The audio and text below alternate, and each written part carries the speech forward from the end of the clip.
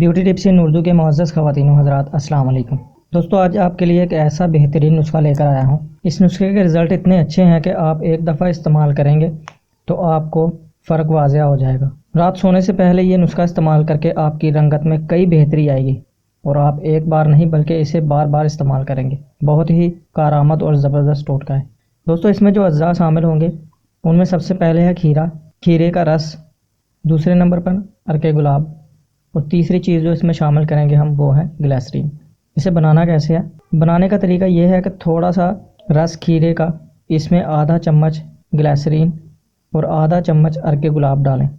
इस आमेज़े को अच्छी तरह से मिक्स करने के बाद रात को सोने से पहले चेहरे पर लगाएं और सो जाएं। यह तरीका आप रोज़ाना दोहराएं।